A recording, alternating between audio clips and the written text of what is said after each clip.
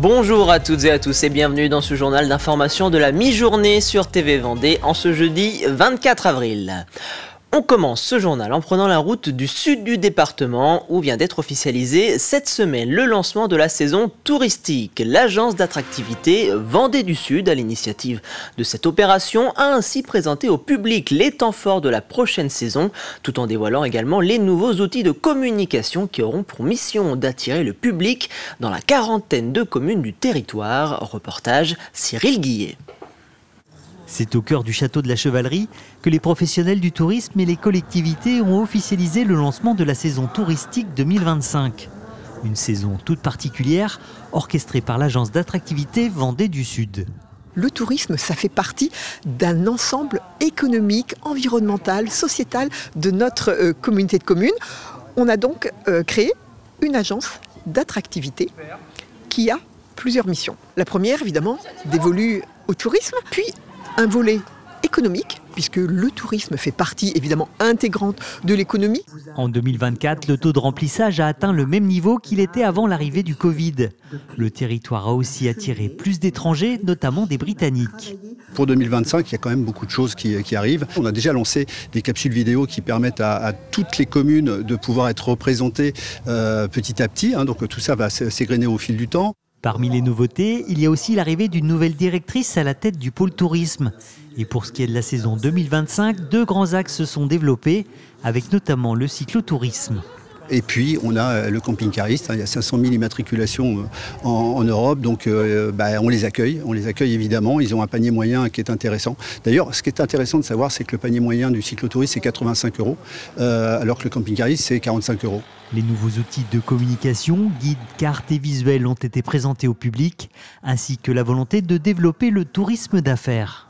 On a lancé une étude pour créer un schéma touristique, c'est-à-dire permettre justement de toujours se renouveler, de savoir quelles sont les attentes réelles des consommateurs de notre territoire. Et donc ce schéma touristique nous permettra d'amplifier vraisemblablement toute notre capacité à accueillir le tourisme d'affaires.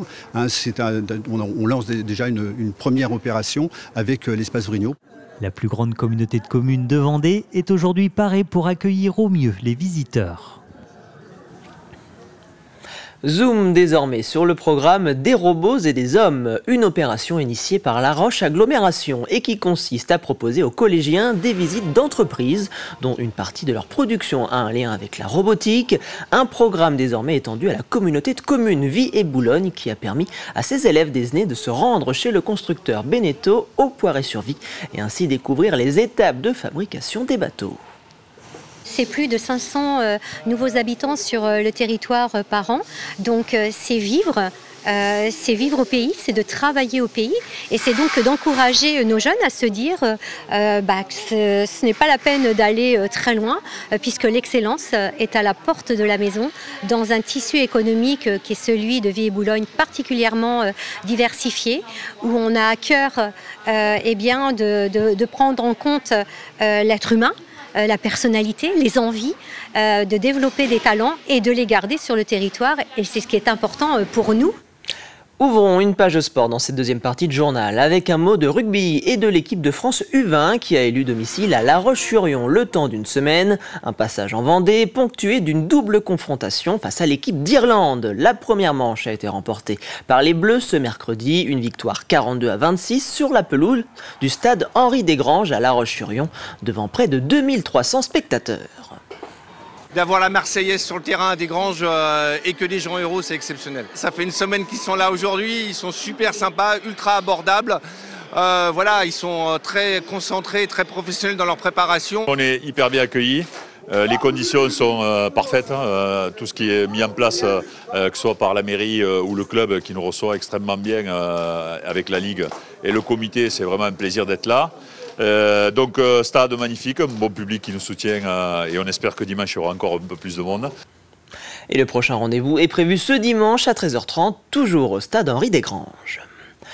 Vous faites peut-être partie de celles et ceux qui enfilent leur basket le week-end ou le soir après le boulot, seul ou entre amis, et il vous arrive de temps en temps de vous challenger en participant à une compétition. Oui, mais voilà, vous l'avez peut-être constaté, les dossards s'envolent de plus en plus rapidement et il devient compliqué de s'inscrire, surtout lorsque l'on s'y prend à la dernière minute. Un phénomène qu'ont particulièrement constaté les pratiquants du trail en Vendée. Cette pratique de la course à pied en grande partie en milieu naturel et sur toutes les distances fait de plus en plus d'adeptes, comme l'a constaté Louise Viadger.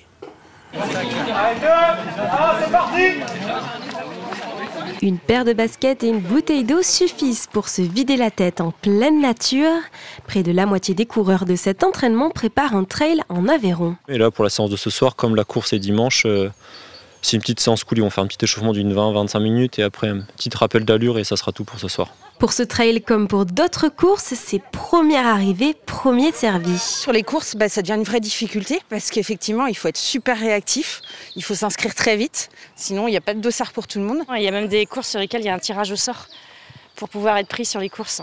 Et en général, il faut s'inscrire très très vite. Le Jogging Club du Poiré-sur-Vie a gagné une trentaine d'adhérents en 4 ans. Une belle croissance aussi portée par les amoureux du trail. Il y a davantage de courses trail qui sont proposées maintenant dans la plupart des communes, dans beaucoup de communes.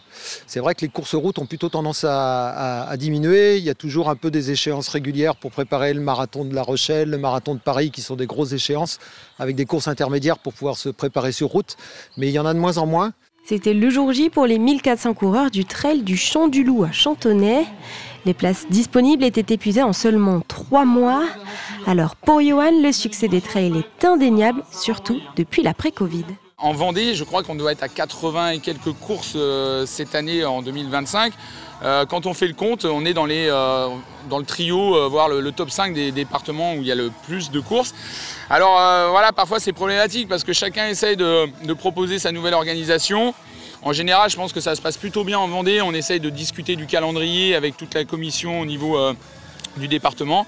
Mais voilà, il y a quelques week-ends où on peut retrouver parfois 3 épreuves pas très très loin l'une de l'autre, donc il faut faire son choix. Jusqu'à la mi-mai, la plupart des courses hors stade affichent déjà complet en Vendée. On termine avec ces images du RVBC qui affrontait l'équipe de Chartres hier dans le cadre des playdowns de la Wonder League. Et malheureusement, avec les 15 points de Vassiana Gomis, les Lyonnaises n'ont pas réussi à l'emporter. Elles s'inclinent de 3 petits points, 69 à 72, et voient les Chartraines se rapprocher au classement. Malgré cette défaite, l'objectif maintien reste cependant toujours envisageable. Il reste encore 4 matchs à jouer pour le RVBC pour se maintenir dans l'élite. Et c'est la fin de ce journal. Merci de l'avoir suivi. Je vous retrouve à 18 h pour un nouveau point sur l'actualité vendéenne. Très bon après-midi sur TV Vendée.